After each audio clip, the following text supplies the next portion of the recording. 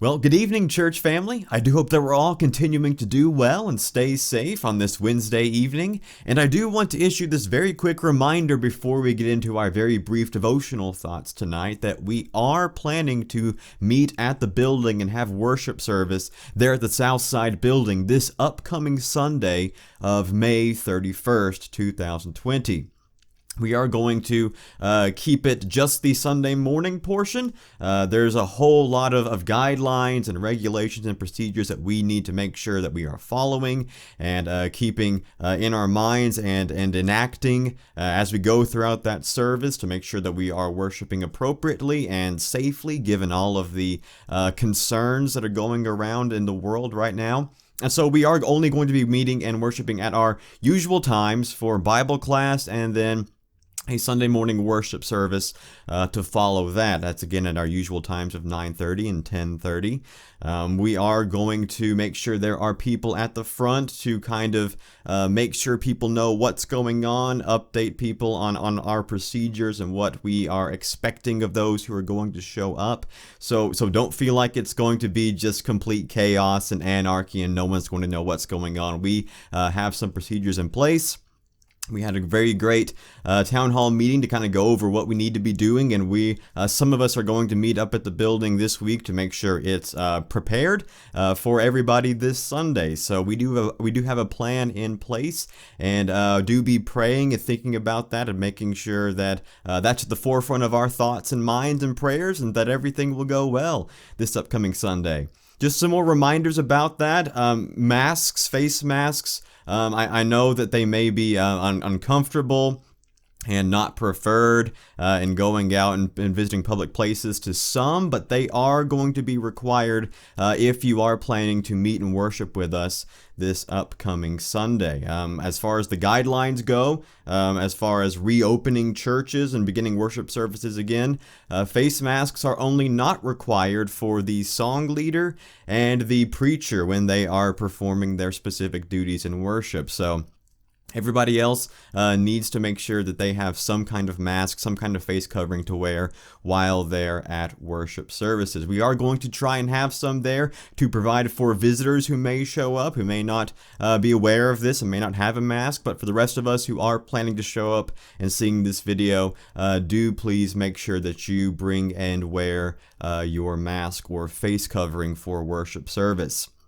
As far as communion goes, we will have little individual disposable packets there. We have many of those that have just come in. They are going to be provided there at the front along with the contribution tray so that you can just take them and not have to worry about us passing them out and getting too close and whatnot. But again, I would just want to issue this reminder that if you still don't quite feel comfortable taking anything that we have prepared or maybe touched there, then that's totally fine. Feel free to bring your own communion, this Sunday morning, and that will be perfectly acceptable. I know many of us have been making our own or taking our own at home over the past several months, and so if that's still what you feel like doing would be best for you, then that is perfectly acceptable. And of course, if you still don't quite feel comfortable getting out in a public gathering like this, if you still don't feel like it's the best decision for you or your family to get back out into a physical worship service like this, then please do not feel obligated to do so. This is not mandatory. We're not keeping score or giving anybody a strike for not showing up. If you still don't feel like this is the next step for you and you still think that you need to take some more time needs to be given before you're ready to get back out into a setting like this, then again, please don't feel obligated to come this Sunday morning. We are going to have it ready for those who do want to come back, but again, this is not something we're forcing anybody to show up to. If you still don't feel like you are ready for that or your family is not ready for that, then please don't feel like you have to show up. We'd love for everybody to be there, but again, if it's not quite right time for you, then don't feel like you have to do that. But I do want to issue those reminders for everybody. We are going to be recording the sermons there as well on Sunday morning as we start to have a physical worship service again. So they will be going up a little bit later in the day if you still are looking forward to those, going up on Sunday afternoon or evening if you want to still stay at home and watch those. Or if you're getting tired of me and would like to watch somebody else, then there are plenty of options available on Facebook for you to go find some more worship services. But I do want to thank everybody for all of the encouragement and feedback over these past few months. We're not out of the woods yet. This is not an end goal, an end game here. And we will be taking this on a Sunday by Sunday basis. So if something does not work out, we'll be reevaluating, always alert, always attentive to make sure that we are worshiping God in the way that He would want us to, as safely as possible for His flock, for the sheep of the church. So again, thanks to everybody for that. If anybody has any questions regarding this upcoming Sunday, please feel free to reach out, let some of us know. Stay tuned to our Facebook page and YouTube channel for updates like this, and regarding any changes that may be coming over the next few days and weeks and months, and we will keep everyone updated as we can, as we figure this situation out together with God at the focus and forefront of our decision-making process. Matthew 6:25. Therefore I tell you, do not worry about your life, what you will eat or drink, or about your body, what you will wear. Is not life more than food, and the body more than clothes? This is a verse that I'm sure we've all heard at some point in our lives before, although maybe through a different translation. There are lots of different translations that read differently for this verse. Some of them say, that is why I tell you not to worry about your life. Some others say, do not be anxious about your life. Some different wording there, but it all comes down to the same message. Don't fret about the little things in your life, what you're going to eat or wear, and stuff like that. We've heard this verse before many times. But as somebody who has and deals with anxiety on a daily basis, this is a very interesting verse for me personally, because it's a verse that I can find a lot of comfort in, but at the same time have a little bit of concern with as well. And hopefully by the end of our discussion tonight, I can better have explained my thoughts on what I mean by this.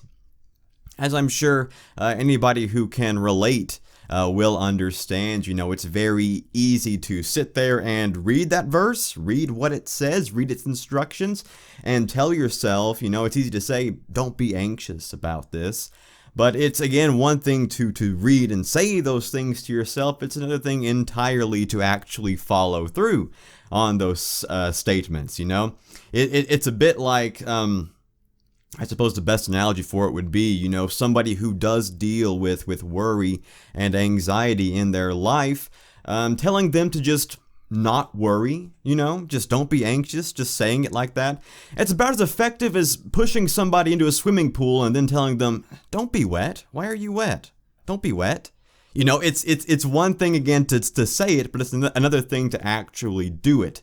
And it's another thing to actually follow through with those commands that we get there, putting it into practice. And that's difficult because there are so many things, so many mind games and issues that those who deal with worry and anxiety, worry about and are anxious about on a daily basis. It's a constant battle, the what if game. I'm sure we've all heard of, what if this happens, or what if that happens, or what if this and that and this and that. It's a mind game that we could play all day long, and some people unfortunately do. It's a very, very difficult thing to break out of, because there's always something that could go wrong. Again, that what if game could be played all day long. And it gets to the point where, as you constantly are asking yourself, what if this happens? What if that happens? What can I do to prevent that? What can I do to prevent this? And just the worry builds. You start to require proofs in order to do anything in your life. I have to know that this is not going to happen before I attempt it. Or I have to know that this thing will not happen before I try this certain thing in my life. We require evidences and hard, concrete proofs that certain things are not going to happen before we do them, because that's why we worry. We're afraid those things are going to happen. But the problem with that is eventually we are going to run out of proofs, because we are human. We are flawed. We are not omniscient. We're not omnipotent. We don't know everything. We can't know everything. That's why we are humans. We are the created, the creation. We don't know everything. We can't know everything. If we did, we would be God, and we're not. So that is a problem that many people have to deal with. Eventually, you run out of those proofs, those assurances. Even people who are not religious, who are devoutly atheistic, or some other middling belief on God's existence. Maybe he does, maybe he does not. Even people like that who always assert that they have to have their beliefs and ideals backed up in logic and reason and evidences and proofs. Even those people can't explain everything. They can't provide an assurance for every single thing that's going to happen in this life. Not everything can be explained by us. But that is where faith comes in, and that's what separates us from so many around the world. So many around the world try to have as many concrete evidences and proofs about why they believe what they believe that they can, and that's all well and good. There's nothing necessarily wrong with that. But again, if that is the standard for why you believe what you believe, then eventually you're going to run into the same problems that all of us do. We can't explain everything. We can't predict everything. We can't ultimately be prepared for every single thing that's going to happen that gives us worry in our lives, because there are things that are beyond our control, things that we don't know and things that we will never know.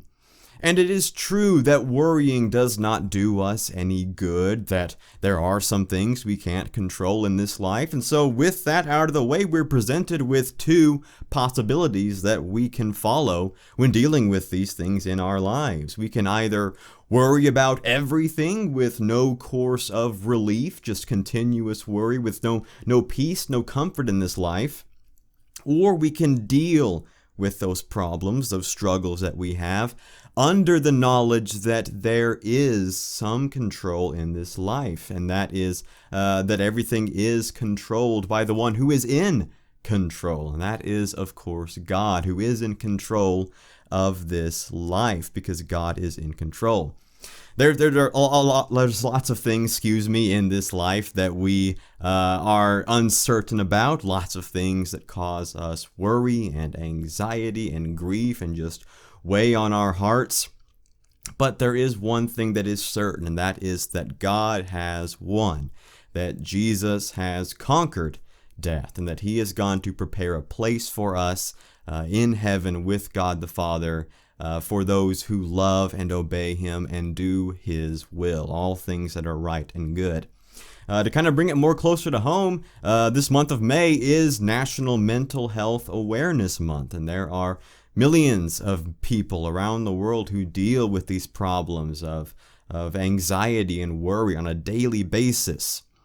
And after a while, it can really begin to wear away on an individual. And so tonight, as we close our devotional thoughts, I'd like for us to tonight take time to pray for those individuals. Pray for those who deal with this worry and anxiety on a daily basis. Pray that they can get the help that they need. Pray that they can be surrounded by people who love them and care for them and want what is best for them.